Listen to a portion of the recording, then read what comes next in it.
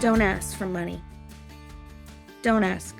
Ask for advice and the money will come. And I think that you sometimes can shoot yourself in the foot and leave money on the table if you go straight for a number. I tend to focus on the cultivation of the relationship.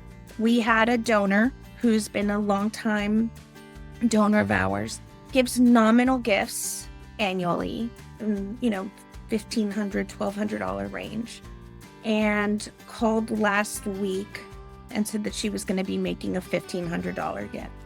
Happened to coincide with her birthday. We sent her a bouquet of flowers and arrangement.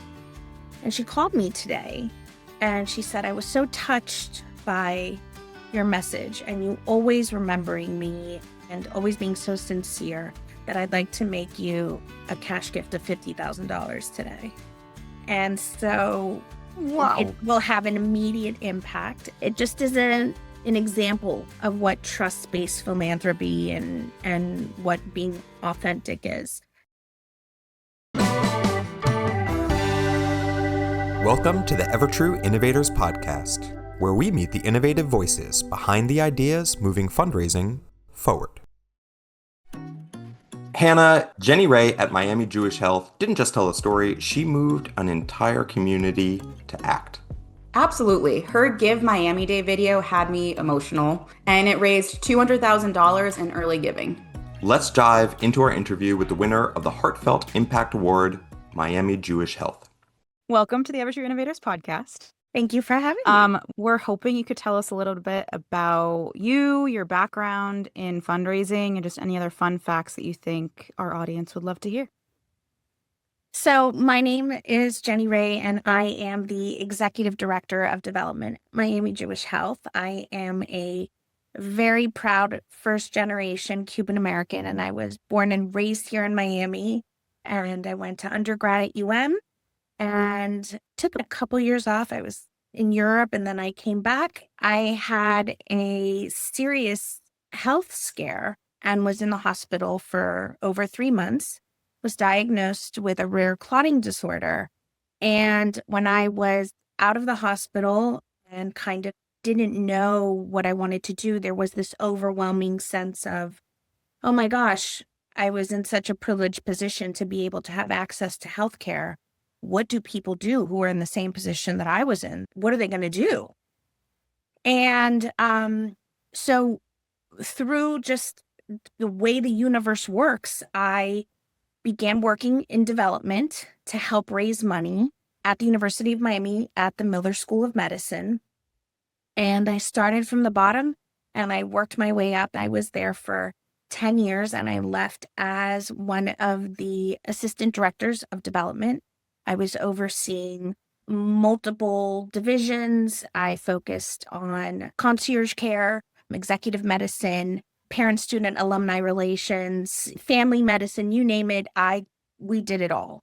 I was recruited by Miami Jewish Health 12 years ago, and I've been with this team ever since. At the time, we were a much larger team. Like we were about 8 or 9 people, and now we are a strong and mighty team of 3. I just love the mission of what we do. When I mentioned being a proud first-generation Cuban American, I was raised while my mother was educating herself and building a very impressive career. I spent an extraordinary amount of time with my grandparents and have fondness in a very special place in my heart for older individuals. And so Miami Jewish and its mission of helping people at all stages of aging just seemed like a natural fit. I know they say that you're supposed to say, oh, it's not family, but it is. It's my second home, and it has an extraordinary special place in my heart. And I'm completely passionate and dedicated to the mission of our organization, which is celebrating its 85 years on our original location in Miami. Oh, congrats. Yeah. And who says you can't say it's a family? Come on. I'm like, no, we really are. So we take bullets for each other around here. So it's a very special place. Yeah, you should be able to say that proudly. I'm part of an extraordinary team. So Yeah. I'm deeply, deeply blessed in that way. Well, thank you for the introduction about yourself, about Miami Jewish Health. Before we dive into the campaign. I should say your award-winning campaign.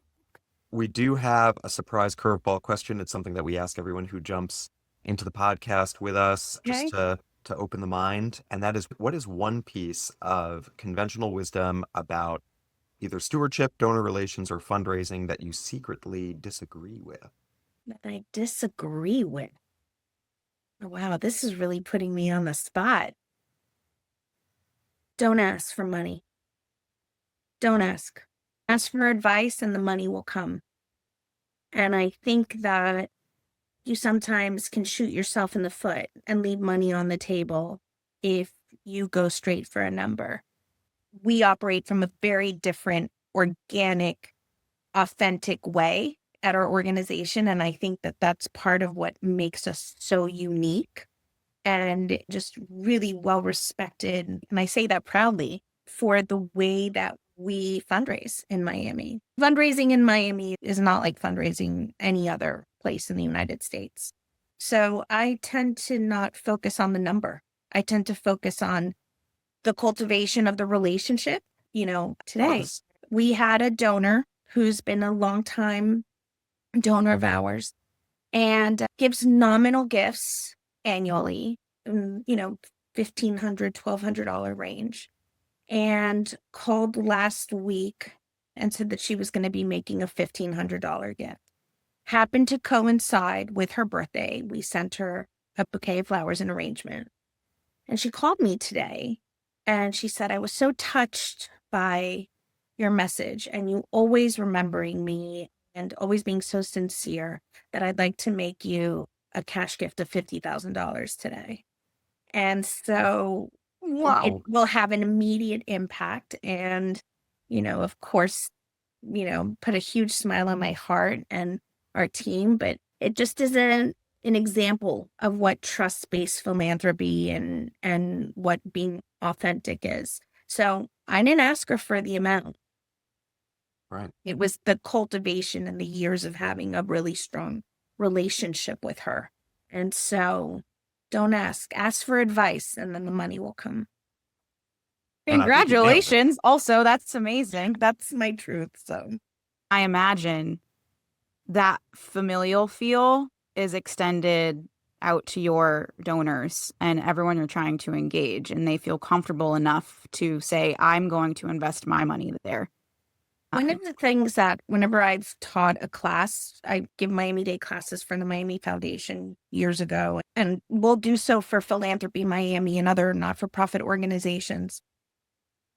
And I always start each class with the famous Maya Angelou quote. People will never remember what you did. They'll never remember what you said. They will always remember how you made them feel. And they won't remember your name, but they'll remember whether you felt engaged and loved and in a warm place or whether you felt put off. And so I think that the energy that you put out into this world is really critical to being part of that donor cycle of cultivation and stewardship, so that when you get to the solicitation part, you don't have to ask. It just happens naturally. I love that. Great approach. Yeah. I entirely agree. We would all love to hear more then about that approach on a day-to-day and talk about your Give Miami Day video, which is part of the reason why we are here having this conversation, because that's something that did clearly resonate with your donors. And so can you talk to us about the vision for the message and your approach for crafting something that felt connected to your mission and was mission driven, but also felt deeply personal? So I think that our vision was just sort of simple, but powerful and completely based on gratitude. Gratitude is the foundation of everything that we do and every exchange we have with our donors, our prospects, our community partners. And I think that when I think back on that one specific video, because we've done several for Give Miami Day, we want to go beyond the statistics. We want to go with what feels human, with what's heartfelt and hopeful. As a Jewish organization, there's an incredible amount of anti-Semitism in the world right now, and we all need a lot of hope in our lives. And so we focus on gratitude and how every gift changes lives and the immediate impact that it has on the people we serve. We are the largest nursing home and the largest provider of care to seniors in South Florida. I think we have 1,200 people as staff, employees, and we care for over about 10,000 people annually. So it's not just me in the video, it takes a village and our team working with our marketing team.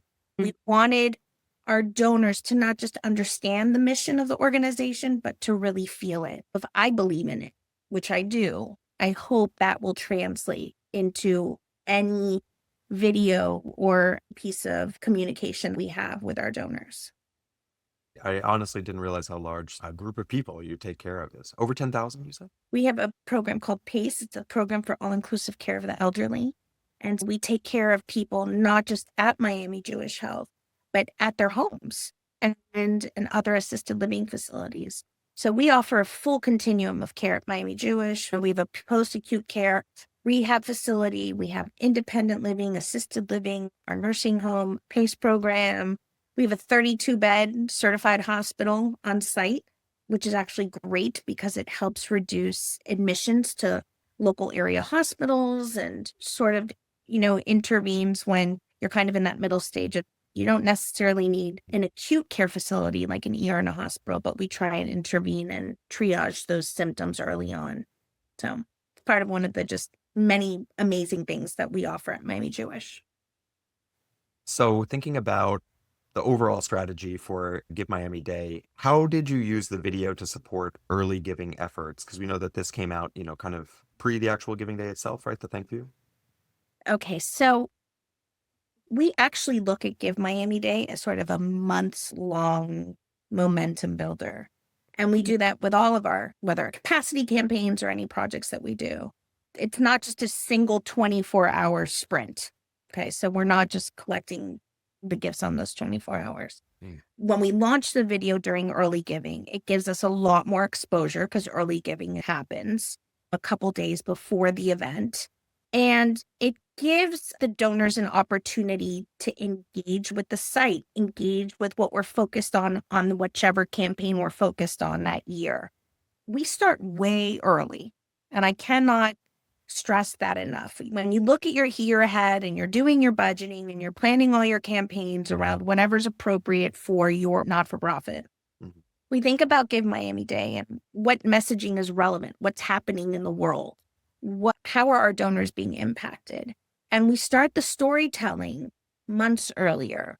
One year we did, similar to Humans of New York, we did a Humans of Miami Jewish. And we had the stories of our individuals that live in our nursing home or in our assisted living facility. And we were blown away by these incredible people that helped build Miami.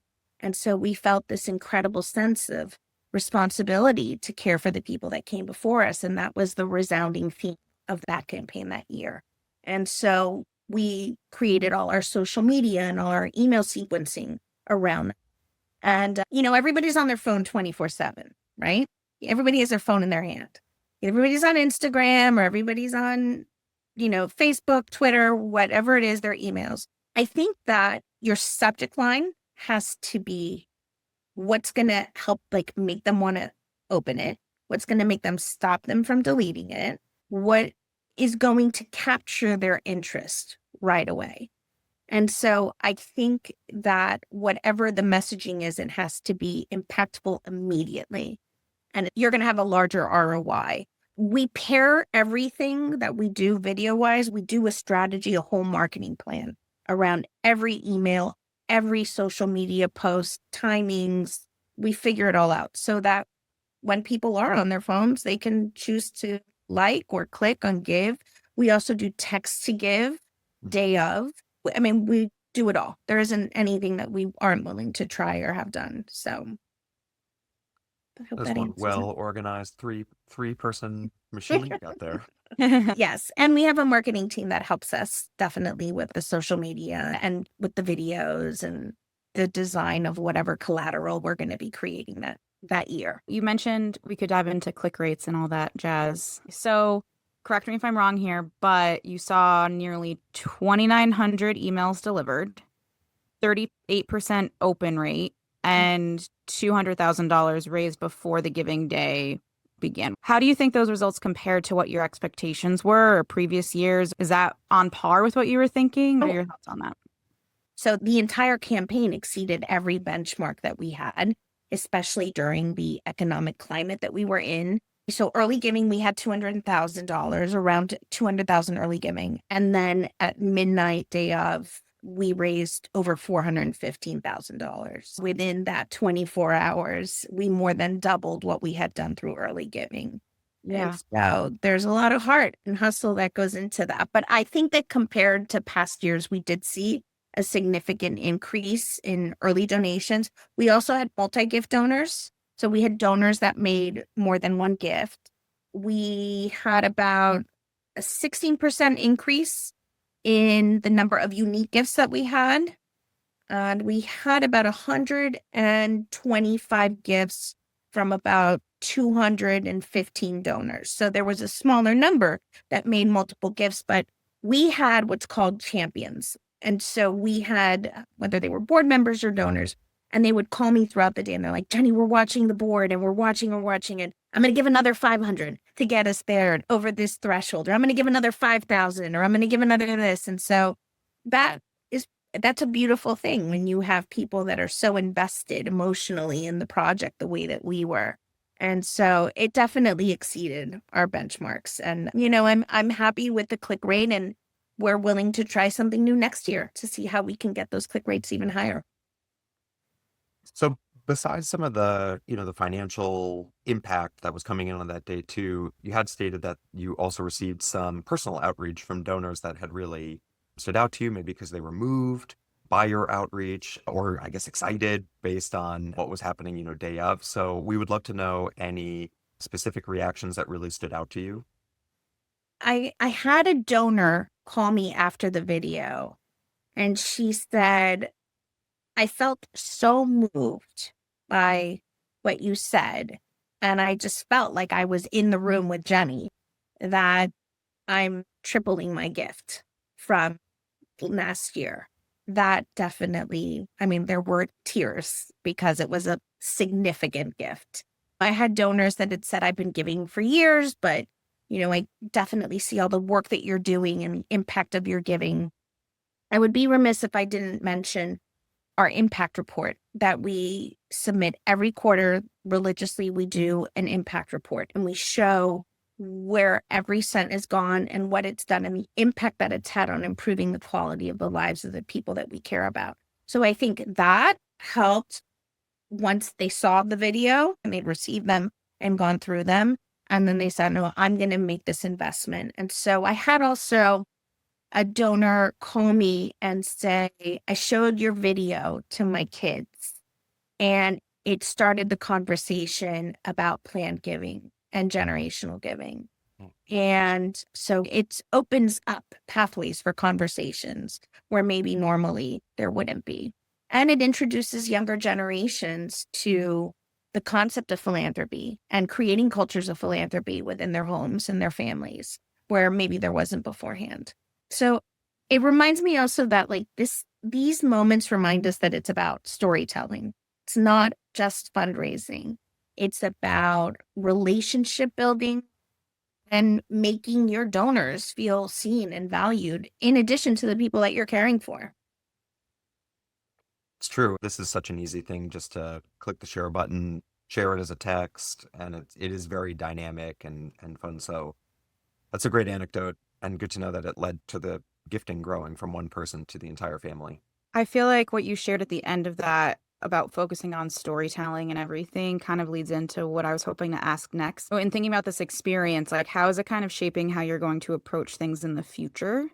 So I think that it reinforced the idea that being vulnerable and being sincere matter far more than whatever maybe thermometer goal you might have for your campaign. I think with every campaign or every initiative or every program that we start with the question of who's at the heart of the story, who And how can we bring our donor along on this journey of telling the story, whether it's the patient or the resident or the PACE participant? How do we bring the donor or the prospect along their journey and share with them the need? And so the goal is always to connect. It's not just to communicate. You want your people to feel. You want them to feel moved by everything that they read, see, and hear from you. I know that you have your accounting offices and your CFOs and your KPIs. And I'm a big believer of, if you invest the time in cultivating authentically your relationship with your donor or your prospect, you will end up having them feel so valued and grateful for their investment in your mission. And when we talk about moving forward, I always look at it as a path. So I'm in here in the middle, and on one hand, I have my donors' altruism or prospects' altruism. And on the other side, I have my organization's mission and their legacy and their history. And it's this extraordinary privilege to be able to walk them through this journey of, that donor process that we all talk about. But when they get to the end, after they've given and they've been stewarded appropriately, it makes that whole thing much easier when you have a new initiative that you know that they're going to be aligned with, that aligns with their values. And you don't have to ask because they already believe you, they trust you, and they know that you've done right by them. And if your donor's your focus and really building a healthy, authentic, trust-based relationship with them, you'll get to your goal. It'll happen. I promise you. No, thank you for that sincerely. And maybe just jumping into sort of a final word, Jenny, if you would share any advice for fundraisers that are just looking to infuse authenticity, gratitude, emotion, that sense of family into their campaigns. I think you've certainly already dove into that a bit, but if you want to bring us home with just your final piece of advice for the fundraisers that are listening right now. Never operate from a place of fear. Always be your authentic self. All the things that you think make you, maybe that you're worried about, all of those things are what make you special and they set you apart. And if you operate from a place of true, sincere authenticity and gratitude, you will find that you're going to build a really special relationship with your donors. And I think that if you treat every engagement, every interaction, don't think of it just as a chore. Think of it as, treat every piece of communication that you're putting down as a chance to thank before you ask. And so I think that, I just can't say enough. I'm an open book. What you see is what you get.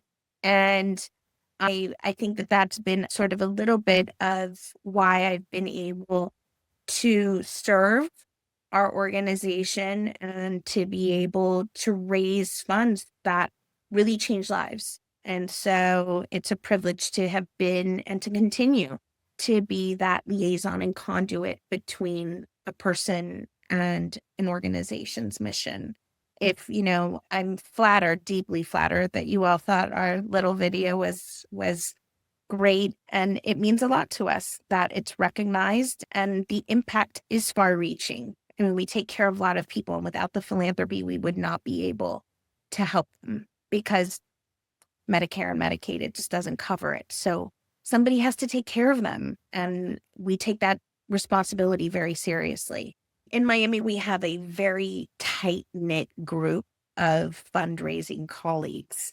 And my boss and best friend, and she's just an extraordinary human being, she says, collaboration is the new competition. So we really all collaborate well, different organizations, even not in the healthcare sector, where I might come across a donor or a prospect and I'll say, you know what, areas of interest and your values align with this organization. Let me introduce you to my friends. And, we create this network, and it's a beautiful thing that we have here in Miami. And so I think that just being ourselves and being honest and true and authentic just has helped us get to where we are.